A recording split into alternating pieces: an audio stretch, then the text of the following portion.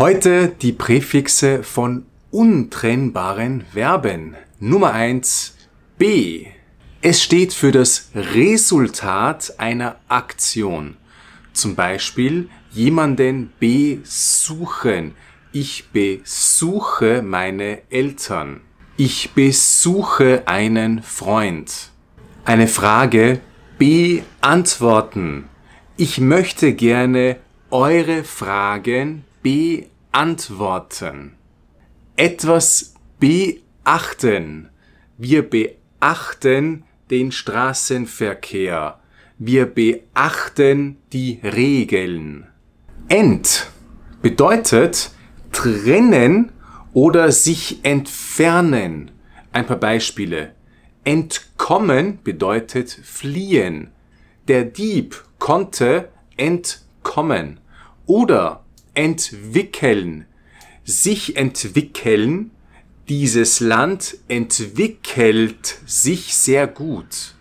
Das Interessante ist, entwickeln ist wie auf Englisch to develop oder auf Spanisch desenrollarse. Sehr interessant.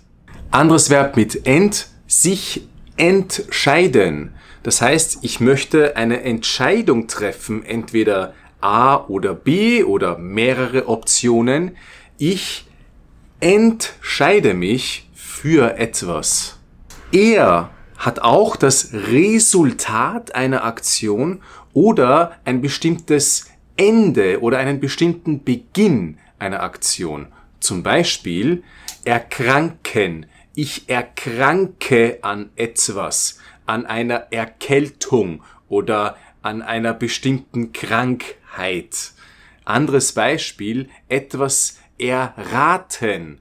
Ich habe die Antwort erraten. Wenn ich sage, ich rate, dann rate ich noch und ich habe es erraten, das Resultat. Anderes Beispiel, erschrecken. Ich habe mich erschrocken. Ich habe mich vor irgendeinem Tier erschrocken, zum Beispiel. Anderes interessantes Verb, etwas ergänzen.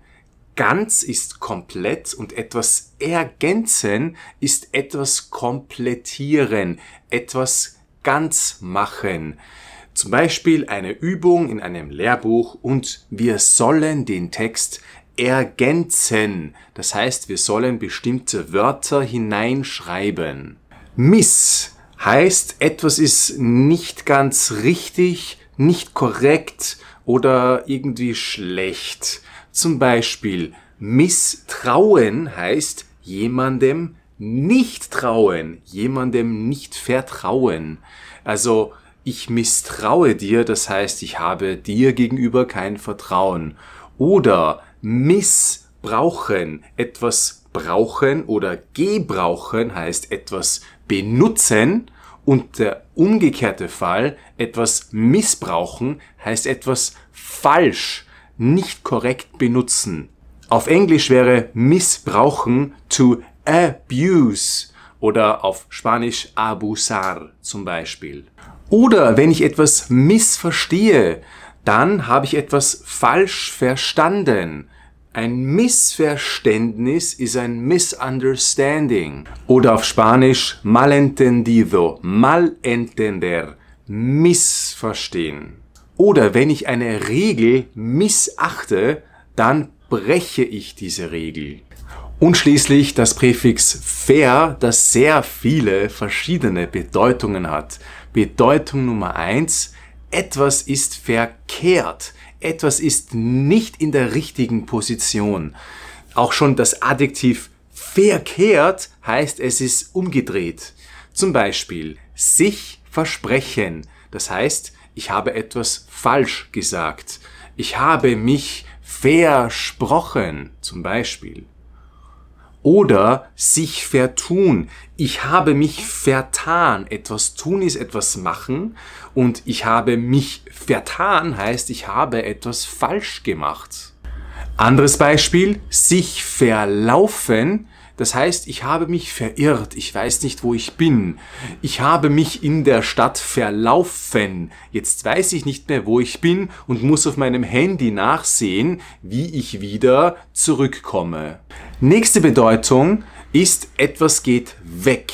Zum Beispiel beim Verb verkaufen. Ich kaufe etwas, ich verkaufe etwas. Oder ich miete eine Wohnung, ich vermiete eine Wohnung. Nächste Bedeutung, etwas ändert sich oder es gibt einen Prozess zwischen dem Anfang und zwischen dem Ende. Zum Beispiel, ich vergrößere ein Foto. Also groß ist das Adjektiv und dann vergrößern, etwas größer machen. Oder ich kann das Foto nicht nur vergrößern, ich kann das Foto auch wieder verkleinern. Und dieses Konzept, dass hinter dem Verb ein Prozess steht, ist bei ganz vielen Verben mit dem Präfix ver. Andere Beispiele. Etwas verbrauchen, das heißt etwas zu Ende benutzen. Ich habe alle meine Stifte verbraucht. Keine Tinte ist mehr in den Stiften. Oder ich habe das ganze Essen in meinem Kühlschrank verbraucht. Brauchen ist, ich benötige etwas, to need something, ja. Und wenn ich verbrauche, habe ich es zu Ende benutzt. Dann gibt es noch eine Bedeutung, und zwar Dinge verbinden sich. Wie zum Beispiel, wir vermischen verschiedene Dinge. Beim Kochen vermischen wir die Zutaten. Mischen ist einfach nur so. Und vermischen ist dann eine Verbindung. Verschiedene Dinge kommen zusammen. Wie zum Beispiel auch bei dem Verb verbinden. Binden heißt eigentlich atar oder to bind something und verbinden sind dann verschiedene Elemente, die zusammenkommen und die miteinander verbunden werden. Anderes Beispiel, Menschen versammeln sich auf einem Platz. Es gibt eine Versammlung. Sammeln heißt eigentlich to collect oder colectar algo und versammeln benutzt man eher bei Menschen, bei Personen. Sie versammeln sich. Und noch ein anderes gutes Beispiel für dieses Konzept, dass zwei Dinge verbunden werden, ist das Verb verheiraten.